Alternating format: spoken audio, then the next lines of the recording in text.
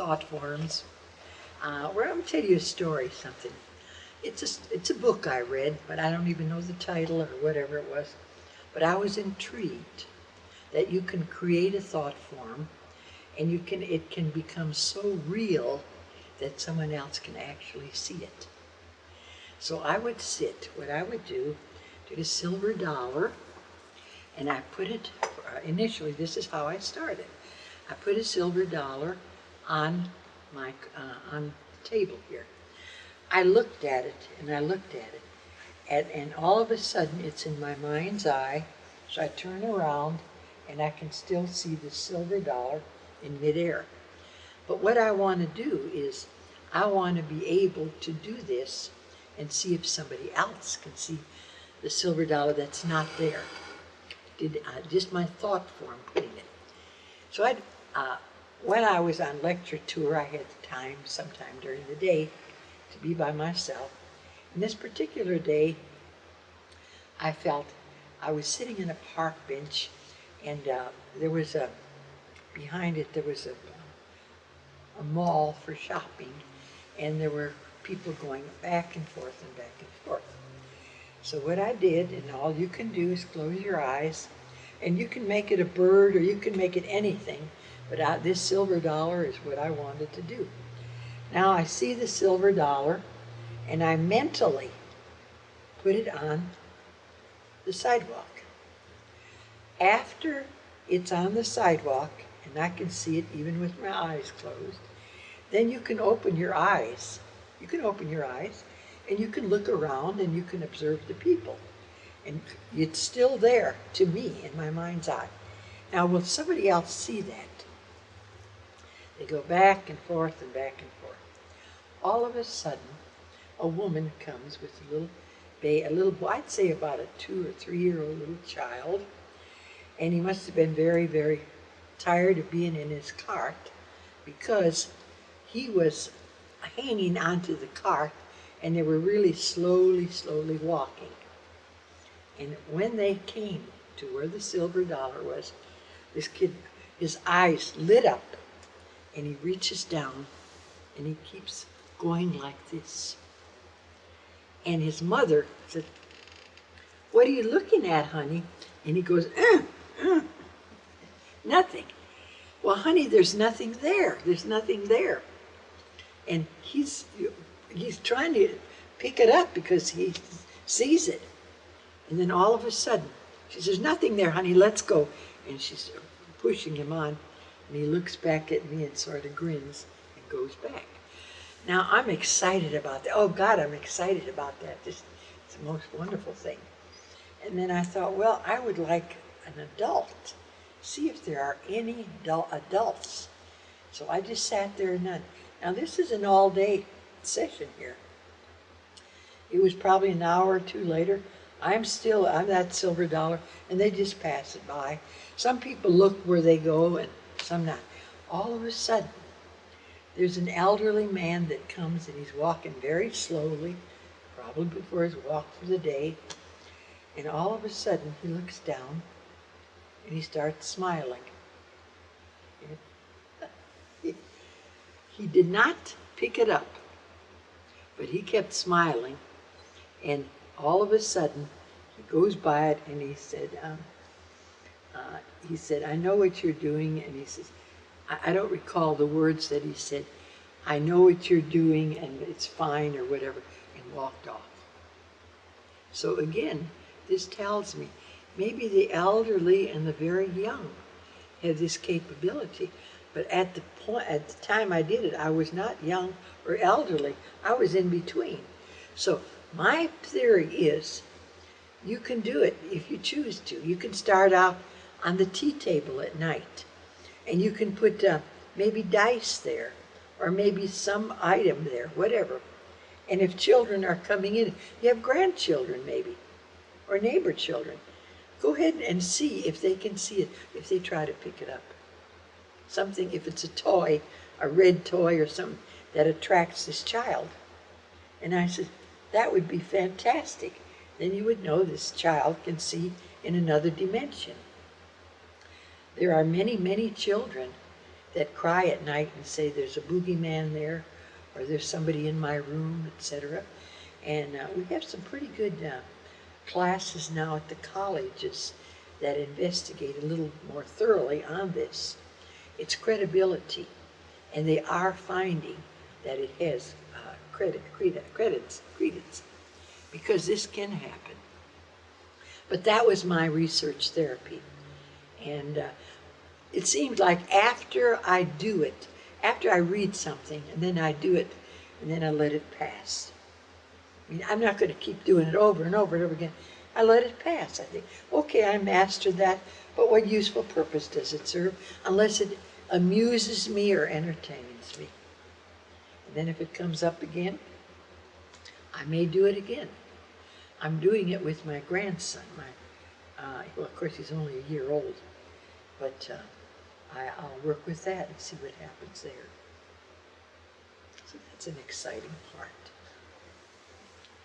Now, another part that I'd like to share with you, and this was a group of people.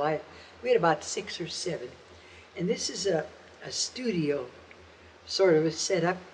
And as I said, I experimented with so many things, so many people, I didn't even keep track of it. It was just one thing right after the other. But we were asked, six of us, to create a thought form. This was in Dallas. And we created a thought form, and then they had, we sat there and had fun. We had him 6 feet tall. He's got a British accent. He's got one brown eye, one blue eye. And I said, what kind of a profession should he have? And we'll just give it to him. And just really, really making him handsome. And so we had to leave the room completely and get out and read something else and take our minds off of it. And then the psychics, three, but 2 of them were good psychics. They came in and sat there, and they had to write down what they had seen. 2 of them were on target. The other would just had little fleeting things. But these 2 said, he's British. They gave him an accent. He's got a brown eye and a blue eye. And he was an architect or whatever we said. And so we then questioned, we always question, did they read our minds? We didn't telepathically, deliberately communicate.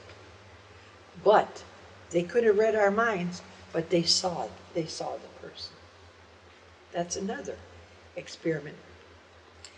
Sometimes it takes a little longer, and what I say is if it's important enough, do it. If it's not, go on to something else that you're interested in. But in that period, I was interested in it, and then I research it. When I have physical challenges, I have my own doctor, and he's a thought form. I'll lay it on the line right away. He's a thought form, because I can already see him. Because the typical doctor to me is in a white coat. He's has gray hair and little glasses and a stethoscope hanging here. That's the typical doctor. So that's what he looks like to me. And when I have a physical challenge, I say, oh, doctor, come on in. And when he comes in, and I create him, and then I communicate with him. All right, now I question, is there another being that has taken over temporarily and gives me the answers, or do I get my own answers? I don't know, but whatever I get makes sense, and I follow it. And when I had major surgery, he made more sense than two physical doctors did. So I rely on him constantly. To this day, he's around when necessary. And so I listen to him. I mean, you know, we need to have different opinions. And all the opinions I have, I think he's the smartest. He said, me is a thought form. You be it. You make up your mind. And you create a thought form. That's very simple. I did research in England for 3 weeks. I sat in seance rooms specifically because these beings would appear to me with a message. Sometimes they would just float around if someone came in. So now I want to know, are these thought forms I create by association, or are they coming in on their own volition? And if they are, is there a message entailed? What's going on? My husband went with me, and he went to look. His interests were elsewhere. So I would faithfully go up to this place.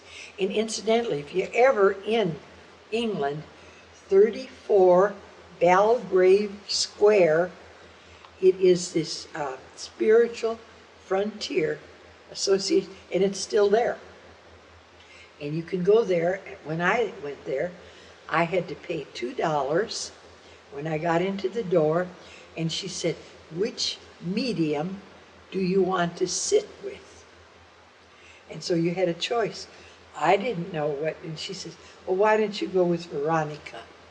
She's on the second floor, and in a half-hour situation.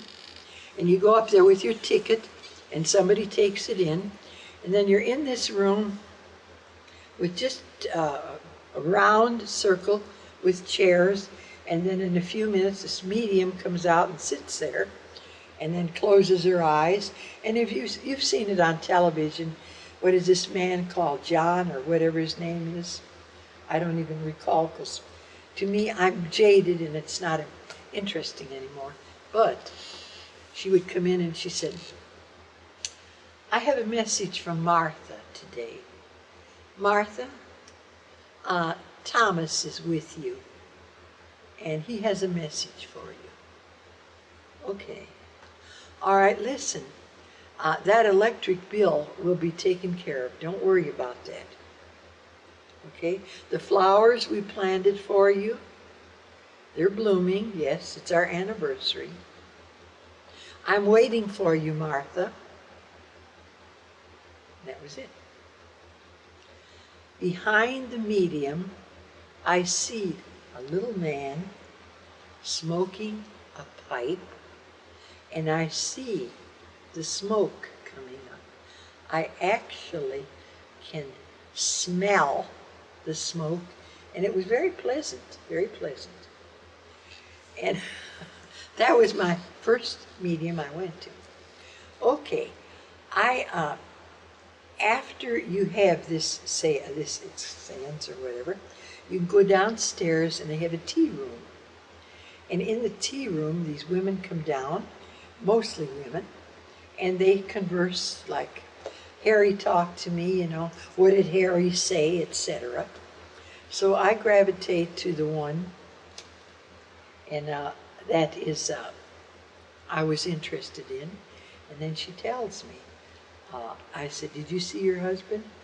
No, but I know he was there. And she said, my flowers are growing. You want to come home and see the bush he planted? And this is in the winter, and it's in full bloom. And I thought, all I could think of when I see things like that, I would think of how much energy you were putting into this. The medium could see her husband. She couldn't. But the medium could, and knew that no, she was picking her brain, picking up her mind, and conveying it, and she's in hog heaven because she has a message from Harry, you know. And it's all what I would say, her thoughts. So she created this thought